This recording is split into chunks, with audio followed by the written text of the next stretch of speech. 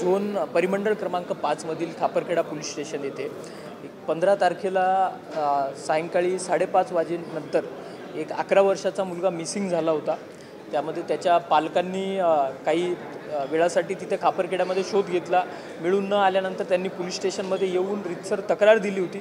आपण 137(2) BNS नुसार गुन्हा दाखल केलेला होता आणि तसं 16 तारखेला पूर्ण दिवसभर आपल्या विविध म्हणजे 4 टीम संपूर्ण एरिया त्याच्यामध्ये जे जंगल असेल, आजूबाजूचं विहिरी असतील, जे वाहनं असतील किंवा तिथे WCLचे बरेच मोठ्या प्रमाणात क्वार्टर्स आहेत।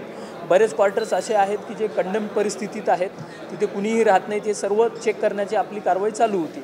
परंतु त्या दरम्यानच आज सकाळी 7 वाजता आपल्याला अशी माहिती मिळाली की एका लहान मुलाची डेड बॉडी चंडकापूर जे गाव आहे त्याच्यापासून जरा एक 200 मीटर अंतरावर ती मिळून आलेली आहे। ज्यावेळेस आपली टीम आणि सर्व वरिष्ठ अधिकारी तिथे पोहोचल्यानंतर लक्षात आलं की त्याच्यामध्ये गळा आवळून त्याच्यात हत्या केल्याचं प्रायमा फेसी दिसून येत होतं।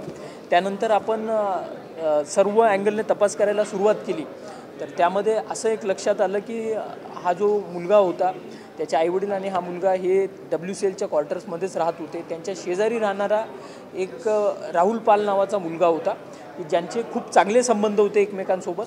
तर त्या मुलाने ह्या लहान मुलाला आपल्या 2 मित्रांच्या साहाय्याने किडनॅप करून त्याचा हा मर्डर केलेला आहे आणि त्याच्यामध्ये त्यांचं मोटिव्ह असं होतं की मृतक मुलाच्या वडिलांकडून पैसा त्यांना घ्यायचा होता। तर त्यांचं जे प्लॅनिंग झालेलं होतं त्यानुसार एक 10 लाख रुपये त्यांनी मागायचं ठरवलेलं होतं आणि त्यामध्ये आता सध्या हे 3 आरोपी आपल्या ताब्यात आहेत आणि बाकीची पुढची इन्व्हेस्टिगेशनची प्रोसिजर चालू आहे। नाही यायला होतं त्यानुसार त्यांनी 10 लाख रुपये मागणी करायचं ठरवलं होतं। परंतु आत्तापर्यंतच्या आरोपींच्या विचारपूसमध्ये असं समोर येत आहे की यांनी ज्यावेळेस त्या मुलाला गाडीत घेतलं, हा मुलगा त्याला ऑलरेडी ओळखत असल्यामुळे तो खूप सोप्या पद्धतीने गाडीत आला आणि ते गाडी सिल्लेवाडाकडे जिकडे मनुष्यवस्ती नाही आहे अशा रोडला घेऊन गेले। त्यावेळेस तो मुलगा त्यांना जेव्हा प्रश्न विचारायला लागला की दादा आम्हाला कुठे घेऊन जातोय तू, तर त्यावेळेस यांनी त्याला अगदी निर्दयीपणे गळा आवळून त्याची हत्या केली। मग त्याच्यानंतर त्यांनी आधी तर ही बॉडी डिस्पोज कशी करायची याच्यावरच मागच्या ते जवळपास 2 दिवसापासून विचार करत होते किंवा ते त्या पद्धतीने प्लॅनिंग करत होते। त्यामुळे आत्तापर्यंत त्यांनी कुठल्याही प्रकारची फिरवतीची रक्कम त्यांच्या मृतकाच्या आईवडिलांकडे मागणी केलेली नव्हती।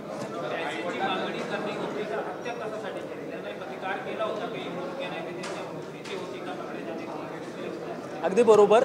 त्यांना ही सर्व घटना घडल्यानंतर त्यांना असं वाटलं की आपल्याकडून काहीतरी अशी घटना घडलेली आहे ती आपल्याकडे मॅनेज होत नाही आहे। त्यामुळे मग ते विचार करू शकले नाही की आता पैसे त्यांच्याकडून कसे मागायचे, ते बॉडी डिस्पोज करण्यामध्येच व्यस्त होते।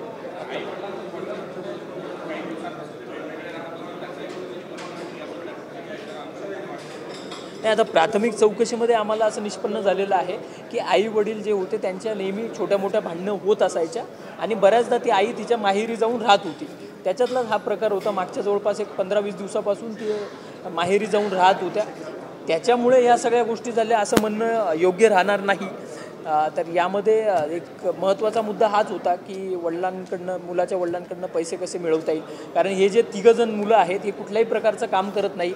यांचं जवळपास 25 वर्ष वय आहे आणि मोबाईल आहेत त्यांच्याकडे, सारखं मोबाईलमध्ये काहीतरी करत राहणं, ते बघणं, काम न करणं, त्याच्यामुळे त्यांनी या सगळ्या गोष्टी प्लॅन केल्या असतील असं एक प्रायमा फेसी वाटत आहे।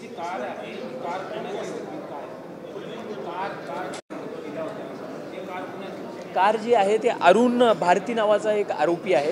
ही कार त्याची स्वतःची कार आहे आणि ती कार त्यांनी याच्यामध्ये वापरलेली आहे।